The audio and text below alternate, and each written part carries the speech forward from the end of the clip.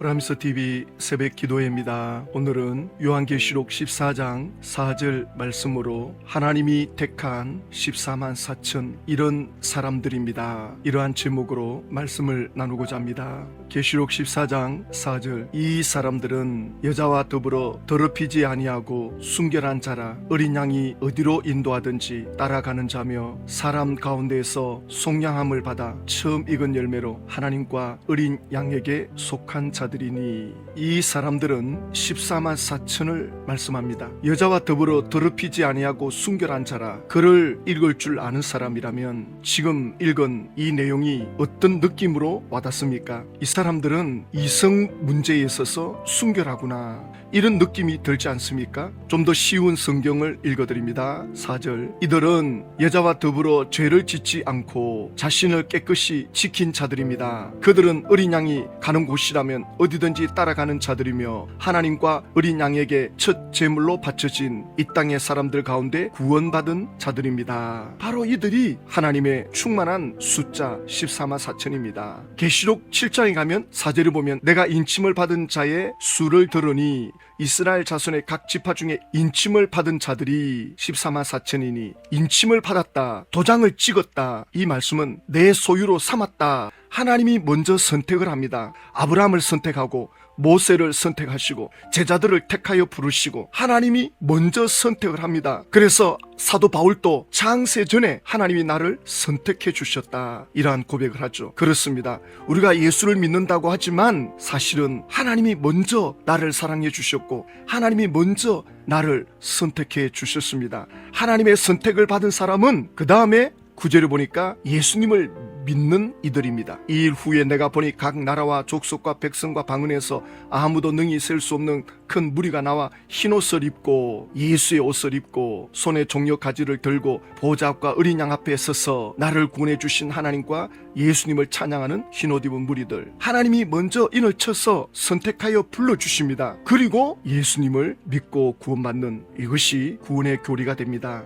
그래서 이 사람들은 예수님을 믿었고 예수님을 따라가니 순결한 삶을 살 수밖에 없죠. 그 예수님 때문에 죄 사함 받았고 그들이 그 시대에 처음 익은 열매라면 그 이후에 예수님을 통해서 계속적으로 구원받는 사람들이 나오게 된다, 이 말씀을 하고 있는 건데 신천지 안드레 지파장은 전혀 딴소리를 합니다. 자, 여기서 말하는 여자는 영적인 여자, 곧 목자를 말씀해주고 있습니다. 2000년 전 바울은 목자였지만 자신을 영적인 여자로 비유하고 있습니다. 그러면 계시록에서 말씀하시는 더럽히게 하는 여자는 음료로 말씀해주고 있는데요, 이는 거짓 목자입니다. 계시록 2장 20절에서는 하나님의 종들을 깨어 우상의 제물을 먹게 하는 이세벨이라고 말씀해주고 있으며, 이들이 계시록 13장에 하늘 장막에 들어와 사람의 표를 하고 우상을 세워서 경배하게 한 건 아니겠습니까? 그러나 14만 4천은 그들과 하나 되지 않고 정절을 지켰다라고 하는 것은 귀신과 행음하지 않고 믿음을 지켜 신앙의 절개를 지켰다는 말씀이 되겠습니다. 이들은 거짓 목자의 말을 듣지 않고 어린 양이 어디로 인도하든지 따라가는 자이기 때문에 오직 예수님의 말씀만 순종하고 따르는 사람들. 지금 안드레 지파장의 말이 얼마나 모순이 있는지를 우리는 잘 알아야 하겠습니다. 여기서 말하는 여자는 실제 여자를 말씀하는 것이 아닌 영적인 여자. 영적인 여자라는 말이 뭡니까? 영적이다, 영적이다. 자꾸 신천지에는 조금만 뭐 하면 영적인 거다, 영의 세계에서 말하는 여자. 그러면 하나님의 세계에서 말하는 하나님의 관점에서 보는 여자, 하나님만이 알고 있는 그런 뉘앙스로 지금 자기들만 알고 있는 것처럼 영적인 여자다, 그래가지고는 목자를 말하는 거다, 영적인 여자는 목사다, 이 말을 지금 하는 겁니다. 그래서 이 사람들은 14만 4천은 목사와 더불어 더럽히지 아니하고 순결한 자라. 윤리도덕적으로 또 음란하지 않는, 음행하지 않는 그런 면에서 순결한 자라는 뜻이 이해가 되는데 왜 이걸 굳이 영적인 여자다 그래가지고는 목자다. 어떤 목자냐? 거짓 목자들이다. 하나님께서는 우리에게 주신 사랑의 편지가 성경입니다. 사랑하는 자녀들에게 누구나 다 읽으면 이해될 수 있는 그러한 글을 주시지 이렇게 어렵게 비비꼬아가지고 주시지 않습니다. 계시록 12장 1절에 보면 하늘에 큰 이적이 보이니 해를 옷 입은 한 여자가 있는데, 그러면 이 여자는 또 누구냐? 이 여자는 또 유재열 씨라 그러거든요. 해를 옷 입은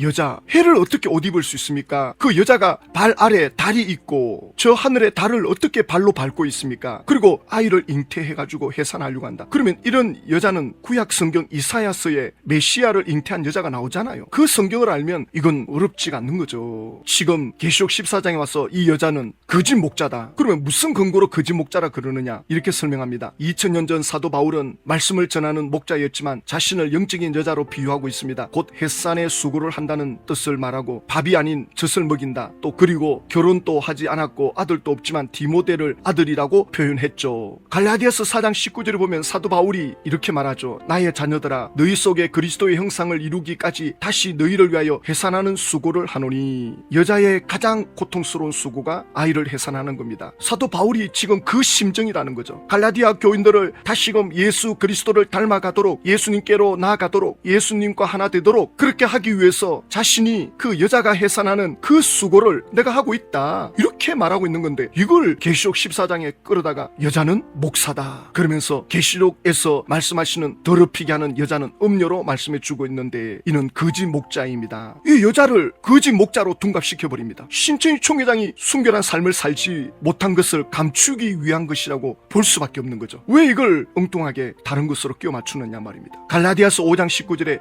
육체의 일은 분명하니 곧 음행과, 이게 바로 순결하지 않는 거죠. 음행과 더러운 것과 호색과 이런 일을 하는 자들은 하나님의 나라를 유업으로 받지 못할 것이요. 계시록 21장 8절에도 그러나 두려워하는 자들과 믿지 아니하는 자들과 흉악한 자들과 살인자들과 음행하는 자들과 점술가들과 우성 숭배자들과 거짓말하는 모든 자들은 불과 여왕으로 타는 못에 던져지리니. 여기도 역시 음행하는 자들 천국에 못 들어간다. 지옥에 가는 사람들 음행하는 자들이다. 이렇게 음행을 중요하게 다루고 있지 않습니까? 그러니까 이렇게 끼워 맞추는 데는 이유가 있다는 거죠. 이렇게 말합니다. 이들이 거짓 목자들입니다. 계시록 13장에 하늘 장막에 들어와 사탄의 표를 하고 우상을 세워 경배하게 한 것 아니겠습니까? 이것도 지금 속임수예요. 계시록 13장을 설명할 때 뭐라고 했습니까? 계시록 13장을 우리가 지난번에 했기 때문에 이걸 정확히 알고 있는데, 이 지파장은 지금 속임수를 쓰는 거예요. 하늘 장막에 들어와가지고 사탄의 표를 나눠준 자, 우상을 세워가지고 경배한 자, 한 사람입니다. 한 사람. 계시록 13장에 가볼까요? 누구냐? 내가 봄에 또 다른 짐승이 땅에서 올라오니 어린 양같이 두 뿔이 있고 용처럼 말을 하더라. 바로 이 땅에서 올라온 어린 양, 그가 누구냐? 장막 성전에 17명의 목사 안수 받은 전도사 중에 한 사람, 이초주 대표가 되는 이 사람이 땅에서 올라온 양이라 그랬거든요. 이 사람이 표를 나눠주는 사람이라 그랬거든요. 그런데 지금 이초주라는 이 사람이 비진리를 장막 성전의 사람들에게 먹였다. 이 초주가 이제 오늘날 개신교 목사들이 되는 거예요. 자 보세요. 이렇게 말합니다. 그러나 14만 4천은 그들과 하나 되지 않고 정죄를 지켰다라고 하는 것은 기신과 행함하지 않고 믿음을 지켜 신앙의 절개를 지켰다는 말씀이 되겠습니다. 계시록 14장 4절 다시 봅니다. 이 사람들은 14만 4천입니다. 자, 14만 4천은 신천지 입장에서 40년 전에 이렇게 설명했습니다. 신천지에 오는 14만 4천은 장막 성전의 목자들을 따라가지 않는 사람들이다. 40년 전에 그렇게 설명했다고요. 신천지에 오는 14만 4천은 장막 성전에 들어온 그 목자들을 따라가지 않는 자들이다. 거기서 나와야 된다. 장막 성전에서 나오라. 그 거짓 목자들에게서 나오라. 그런데 그 장막 성전에 들어간 목자들은 예수님을 전하는 자들이거든요. 예수님을 전하고자 들어갔던 이들입니다. 왜 귀신과 행음하는 거라고 합니까? 요 다음 구절에 보면 어린 양이 어디로 인도하든지, 어린 양이 누굽니까? 예수님이십니다.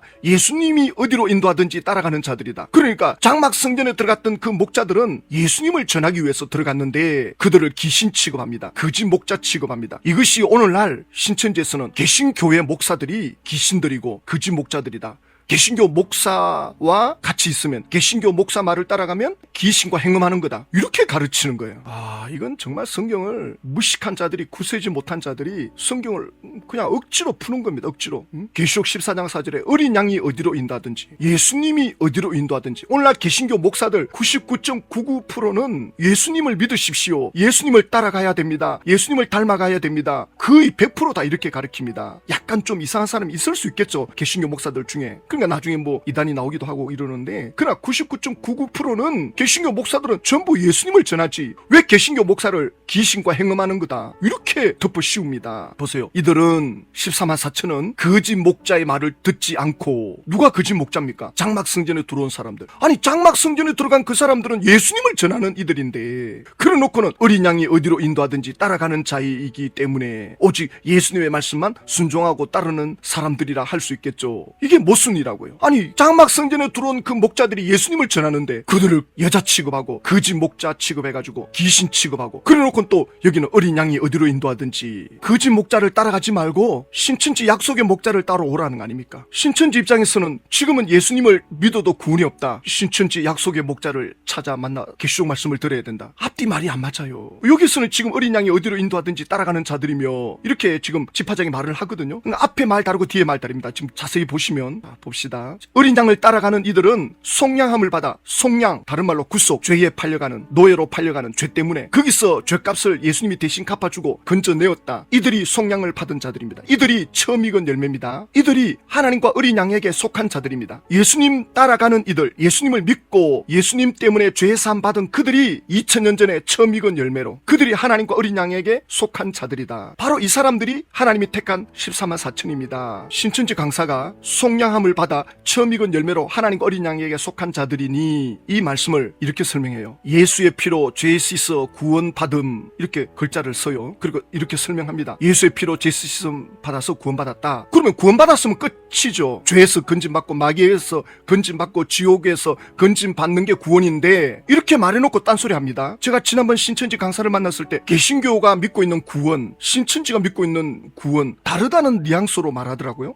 그래서 뭘 말하는 거지? 오늘 신천지 강사를 만나면 제가 이걸 물어봐야 되겠어요. 우리 개신교는 구원이라고 말할 때는 예수님을 통해서 죄사함 받는 거다. 그러면 하나님의 자녀가 되는 거고 천국 백성이 되는 거다. 근데 신천지에서 구원은 그런 뜻이 아니라고 하는데 도대체 무슨 뜻을 가지고 있는 거냐? 다시 한번 제가 확인을 해야 되겠어요. 지금 안드레 집화장이 이렇게 말해놓고 이제 여기다가 덧붙입니다. 그래서 이단이 되는 겁니다. 딴소리 합니다. 이들은 사람 가운데 구속을 받아 처음 익은 열매라고 했기 때문에 예수님의 피로 죄를 씻어 처음 익은 열매라고 말씀해주고 있는 이유는 천국 복음의 씨를 2000년 전에 예수님께서 뿌려서 약 2000년 동안 그 씨가 자라났습니다마는 영적인 농사를 지은 이래 처음으로 결실한 성도들이기 때문에 이들을 처음 익은 열매라고 되겠습니다. 그러니까 이 처음 익은 열매가 신천지 14만 4천이라는 거예요. 이렇게 둔갑시켜버립니다. 이렇게 딴소리합니다. 보세요. 이 사람들은 구속을 받아. 구속은 예수의 피로 죄산 받았죠. 그래가지고 2000년 전에 처음 익은 열매가 되었는데 이 안드레 집화장은 처음 익은 열매라고 했기 때문에 곧 예수의 피로 죄 씻어 처음 익은 열매라고 말씀해주고 있는 이유는 여기서 딴소리합니다. 천국 복음의 씨를 2000년 전에 예수님께서 뿌려서 약 2000년 동안 그 씨가 자라났습니다마는 이게 말이 안 돼요. 2000년 동안 씨를 뿌렸다. 그래가지고 새싹이 돋아났다. 아직 열매가 맺혔다. 아니 사도 요한이 예수의 피로 구속받아 처음 익은 열매가 되었다. 이들이 14만 4천이다. 이미 그때 이루어졌다고 말하고 있는데 이 집화장은 예수님이 2000년 동안 씨를 뿌렸다는 겁니다. 싹이 나고 자라긴 자랐는데 아직 열매가 맺혔다는 거예요. 신천지에 와서 이게 열매가 맺힌다는 겁니다. 이건 말이 안 되는 겁니다. 자 보세요. 왜 말이 안 되느냐면 예수님께서도 제자들에게 온 천하에 다니며 만민에게 복음을 전파라. 신천지는 이걸 씨 뿌리는 거다. 2000년 동안. 그러면 사람이 2000년 동안 복음을 받고 2000년 동안 살아왔습니까? 태어나고 죽고 복음을 듣고 죽고 복음을 믿었다가 죽고 그러면 2000년 전에 들었던 사람들 다 죽었는데 100년 전까지만 해도 다 죽었는데 사긴 누구에게 난단 말입니까? 2000년 동안 예수님이 씨를 뿌리면 뭐합니까? 다 죽었는데 1900년 동안 이게 말이 안 된다고요. 2000년 동안 씨를 뿌렸는데 싹만 자랐다. 아니 싹이 왜 자랍니까? 다 죽었는데 사람들이 1984년 그때까지 못 살았어요. 사람들이 70, 80년 살다가 죽는데 무슨 2000년 동안 씨를 사람들에게 뿌립니까? 다 죽었는데 신천지 지금 안드레 집화장이 이렇게 끼워 맞춥니다. 이런 어거지가 어디 있습니까? 영적인 농사를 지은 이래 처음으로 결실한 성도들이기 때문에 이들은 처음 익은 열매라고 하겠습니다. 신천지 처음 익은 열매가 14만 4천이라는 거예요. 예수님이 2000년 동안 씨 뿌리다가 이제 신천지에 와서 이제 이게 열매가 맺히게 되었다 이 말이거든요. 마가복음 16장 16절에 예수님이 온 천하의 만민에게 복음을 전파해라. 믿고 죄사함 받으면 구원을 얻을 것이요 죄사함 받으면 구원 받는 것입니다. 구원 받으면 하나님의 자녀가 되는 거고 첫 열매가 되는 겁니다. 끝입니다. 여기에 뭘 또 덧붙입니까? 그래서 이단이 되고 사이비가 되는 겁니다. 어린 양이 어디로 인도하든지 따라가는 자며 사람 가운데서 속량을 받아 처음 익은 열매로 하나님과 어린 양에게 속한 자들이니 이게 이해가 되잖아요. 예수 믿어 죄사함 받고 처음 익은 그들이 하나님과 어린 양에게 속한 자들이다. 12지파가 아니고 신천지가 아니고 하나님과 어린 양에게 속한 자들. 속했다는 말은 하나님과 예수님의 소유가 되었다는 말입니다. 예수를 믿어 죄사함 받은 그들은 처음 익은 열매로 하나님의 소유, 예수님의 소유가 되었다. 이렇게 그렇게 딱 결정을 내려놨는데 2000년 동안 씨를 뿌렸다. 신천지에 와서 처음 익은 열매가 됐다. 완전 적그리스도입니다. 예수 믿어도 구원이 없다. 신천지로 오라. 아니 성경에 이렇게 다 말씀해놓고 있는데 읽어놓고는 딴소리합니다. 그래서 마태복음 24장 23절에 그때에 사람이 너에게 말하되 보라 그리스도가 여기 있다. 예수님이 지금 마지막 말세 때 하시는 말씀이죠. 그리스도가 여기 있다. 구원자가 여기 있다. 여기 와야 구원받는다. 여기 와야 천국 간다. 여기 가야 영생이다. 이것이 바로 보라 그리스도가 여기 있다. 혹은 저기 있다 하여도 믿지 마라. 그러면서 하는 말씀이 거짓 그리스도들과 거짓 선지자들이 일어나 큰 표적과 기사를 보여 할 수만 있으면 택하신 자들도 미혹하리라. 이 거짓 그리스도, 거짓 선지자들 전부 마귀가 가는 불과 용못에 던져집니다. 그런데 안타깝게도 여기에 미혹된 하나님의 자녀들, 택함받은, 보십시오, 택함을 받은, 택하심을 받은 자들도 미혹한다. 예수 믿기로 택함 받은 자들조차도 미혹되면 거기 가가지고는 총회장을 따라가자. 예수 자리에 총회장을 모시면 우상숭배가 되는 겁니다. 지금 신천지 안에 택한 자들이 있죠. 신천지 총회장이 사망하면 적어도 이분들이 눈을 뜨고 예수님께로 돌아와야 됩니다. 하나님 아버지, 신천지에서는 지금 구원자가 여기에 있다, 이긴 자가 여기 있다, 신천지에 와야 14만 4천 안에 들어온다 미혹하고 있습니다. 하나님의 택한 자녀들이 여기에 미혹되어 들어가 있습니다. 신천지가 무너지고 총회장이 세상을 떠날 때 더 이상 방황하지 않고 다시금 예수님께로 돌아올 수 있는 하나님의 은혜를 구합니다. 예수님의 이름으로 기도드립니다.